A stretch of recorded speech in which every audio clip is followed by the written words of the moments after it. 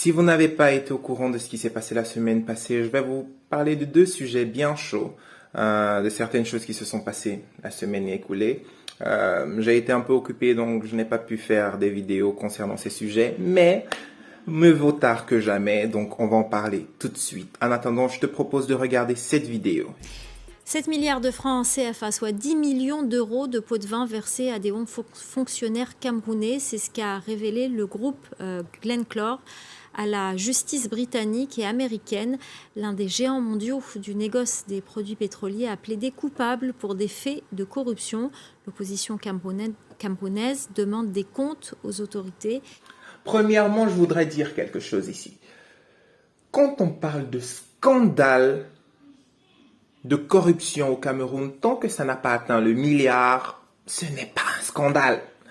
Je veux dire, les Camerounais sont tellement forts à tel point qu'ils ont réussi à nous faire croire que quand on parle de millions, c'est pas un scandale de corruption. Parce que, je veux dire, c'est quelque chose qui est triste. Mais la corruption aujourd'hui fait partie de l'économie camerounaise. Je veux dire que si le Cameroun n'était pas aussi corrompu, le Cameroun entrait facilement dans la liste des 7 pays les plus riches d'Afrique par le PIB. Facilement. La corruption tire près de 2 tiers du PIB du Cameroun chaque année. Donc c'est tellement grave et des informations comme ça essayent de nous montrent en réalité à quel point les choses doivent changer. Il y a des petits efforts qui sont faits, mais c'est insuffisant. Il y a beaucoup d'autres choses qui doivent être faites. Je vais te donner un exemple très simple. La corruption est tellement ancrée au Cameroun que certaines choses qui doivent être gratuites, pour les avoir, tu dois payer. Oui. Ou quelque chose qui est payant, pour l'avoir, tu dois payer déjà pour la chose et tu dois payer la personne du gouvernement qui va le faire pour toi. Qui a déjà un salaire? Je te prends un exemple. Tu pars faire ton passeport, le passeport c'est ce prix. Tu dois payer. Mais l'agent qui doit faire ton passeport, qui a déjà un salaire du gouvernement, tu dois encore le payer pour que lui, il fasse le travail pour lequel il est payé. C'est à ce niveau-là qu'on est au Cameroun. Vraiment, c'est grave, c'est très très grave. Et il faut vraiment que les choses changent.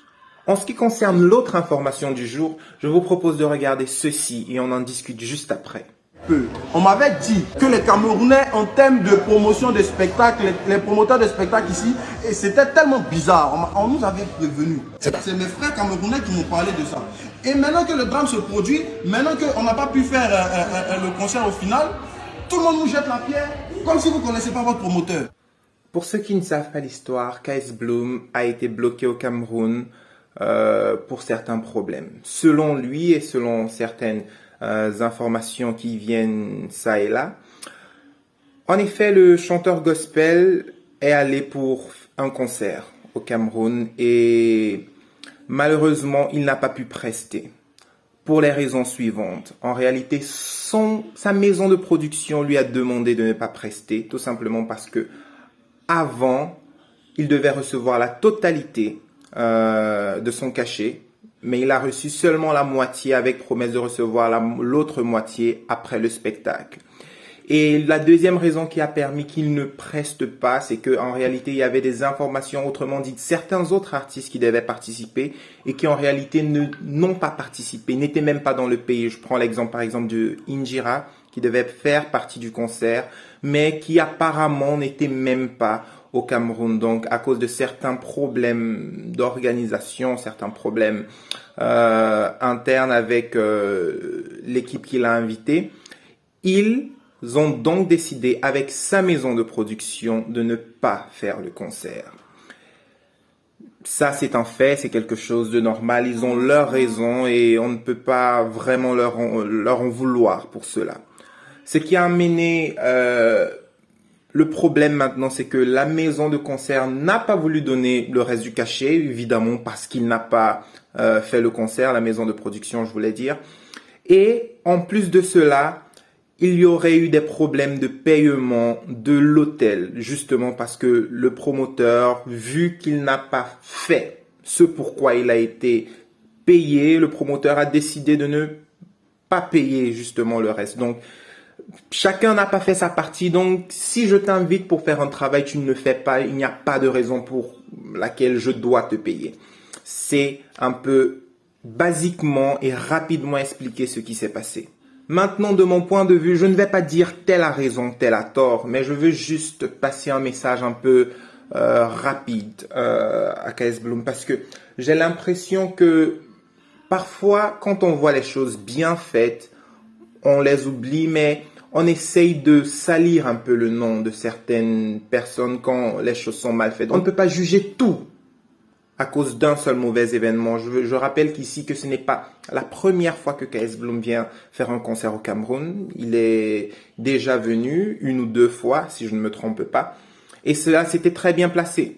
Donc si maintenant il revient en nous disant « On m'a dit que les promoteurs camerounais faisaient ici », je trouve que c'est un manque de bonne foi.